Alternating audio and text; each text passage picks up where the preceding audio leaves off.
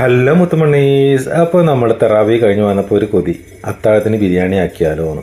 എന്നാൽ പിന്നെ അങ്ങനെ ആയിക്കോട്ടെ എന്ന് വിചാരിച്ച് നമ്മുടെ പുതിയ പാത്രത്തിൽ നിന്ന് തുടങ്ങാമെന്ന് വിചാരിച്ച് കുറച്ച് ഓയിലൊക്കെ ഒഴിച്ചിട്ട് നമ്മുടെ ഒരു ശാലോ ഫ്രൈ ചെയ്തെടുക്കേണ്ട ചിക്കൻ രണ്ടാൾക്കുള്ള എത്രയും മതിയല്ലോ, കുറച്ച് അതുകൊണ്ടാണ് ഉണ്ടാക്കുന്നത്. അത് നമ്മളൊന്ന് ശാലോ ഫ്രൈ ചെയ്തതിന് ശേഷം ആ ഒരു ചിക്കൻ ഇങ്ങോട്ട് മാറ്റിയെടുക്കുന്നുണ്ട്. അതിനുശേഷം നമ്മൾ ആ ഒരു എണ്ണയിൽ തന്നെ നമ്മൾ ആവശ്യത്തിനുള്ള സവാള എടുത്തിട്ട് നന്നായി ചെറുതായിട്ട് അരിഞ്ഞിട്ട് ഒന്ന് വഴറ്റി കൊടുക്കുന്നുണ്ട് കേട്ടോ. ഇത് ബാച്ചിലേഴ്സിനൊക്കെ വളരെ ഈസി ആയിട്ട് ഉണ്ടാക്കാൻ പറ്റുന്ന ഒരു ബിരിയാണിയാണ്. ആ ഒരു ഉള്ളി വഴന്ന് വന്നതിന് ശേഷം നമുക്ക് ഇഞ്ചി വെളുത്തുള്ളി പേസ്റ്റ് അതുപോലെ തന്നെ പച്ചമുളക് ആവശ്യത്തിനുള്ളതും കൂടി ഇട്ട് കൊടുത്തിട്ട് നന്നായിട്ടൊന്ന് വഴറ്റി കൊടുക്കാം. വേണമെങ്കിൽ നിങ്ങൾ കറിവേപ്പിലേക്ക് ഇട്ട് കൊടുത്താൽ എൻ്റെ അടുത്ത് അതൊന്നും ഇല്ല, അതുകൊണ്ടാണ് ഞാൻ ഇട്ട് കൊടുക്കാത്തത് കേട്ടോ. ഇത് നന്നായിട്ട് ഗോൾഡൻ ബ്രൗൺ ആയി വരുന്ന സമയത്ത് നമുക്ക് തക്കാളി ഇട്ട് കൊടുക്കാം. തക്കാളി ഇട്ട് കൊടുത്താൽ ഒന്ന് വഴന്ന് വരുന്ന സമയത്ത് ഏകദേശം ഒരു നന്നായിട്ടൊന്ന് വഴന്ന് വരുന്ന സമയത്ത് നമുക്ക് പൊടികളൊക്കെ ഇട്ട് കൊടുക്കാം. മഞ്ഞൾപ്പൊടി, മുളക് പൊടി, അതുപോലെ തന്നെ നമ്മുടെ ഗരം മസാല, ഇത്ര മാത്രമേ ഞാൻ ഇട്ട് കൊടുക്കുന്നുള്ളൂ കേട്ടോ. വേറെ കൂടുതലായിട്ടുള്ള ആർഭാടങ്ങളൊന്നുമില്ല. വളരെ സിമ്പിളാണ് ഉണ്ടാക്കിയെടുക്കാനായിട്ട്.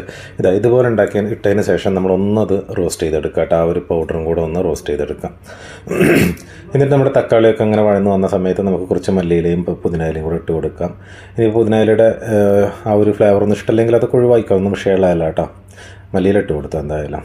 അങ്ങനെ അതും കൂടെ ഇട്ടതിന് ശേഷം നമ്മൾ നല്ല പുളി കുറവുള്ള കട്ട തൈര് എടുത്തിട്ട് അതും കൂടെ ഇട്ട് കൊടുക്കാം. നന്നായിട്ടൊന്ന് മിക്സ് ചെയ്തിട്ട് യോജിപ്പിച്ച് കൊടുക്കാം. അതെല്ലാം കൂടെ ഈവനായിട്ടൊന്ന് യോജിപ്പിച്ച് കൊടുക്കാം കേട്ടോ.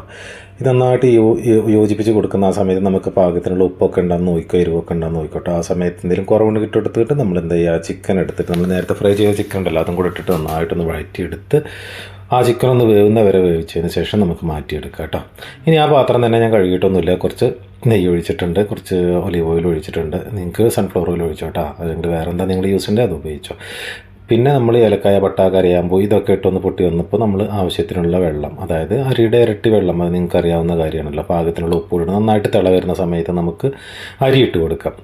അരി ഇട്ട് കൊടുത്ത് കഴിഞ്ഞതിന് ശേഷം നന്നായിട്ട് ഹൈ ഫ്ലെയിമിൽ തന്നെ തിള വരുന്നവരെ കത്തിച്ചതിന് ശേഷം പിന്നെ നമുക്ക് ചെറിയ ഫ്ലെയിമിൽ വെച്ചിട്ട് നന്നായിട്ട് അടച്ച് വെച്ചൊന്ന് വേവിക്കുക. ഇതേ വെള്ളം വറ്റി വരുന്നവരെ വേവിച്ചിട്ടുണ്ട് കേട്ടോ.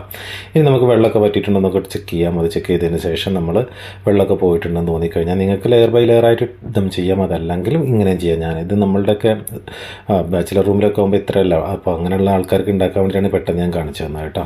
ഇതുപോലെ ഇട്ടിട്ട് ഈവനായിട്ട് എല്ലാ ഭാഗത്തേക്കും പിന്നെ മസാലയും ഇറച്ചിയൊക്കെ വരുന്ന പോലെ നന്നായിട്ടൊന്ന് മിക്സ് ചെയ്തിട്ട് നന്നായിട്ടൊന്ന് എന്താ പറയുക ടൈറ്റ് ചെയ്ത് വെച്ചതിന് ശേഷം നമുക്ക് ആവശ്യത്തിനുള്ള ഇലകളൊക്കെ ഇട്ട് കൊടുക്കാം. അണ്ടിപ്പരിപ്പ്, മുന്തിരിയൊക്കെ ഇട്ട് കൊടുത്തു ആർഭാടത്തിന്. അതൊന്നും എൻ്റെ കയ്യിലില്ല. അപ്പോൾ ഇൻഷാ അല്ലാഹ് അടുത്ത വീഡിയോയിൽ കാണാം.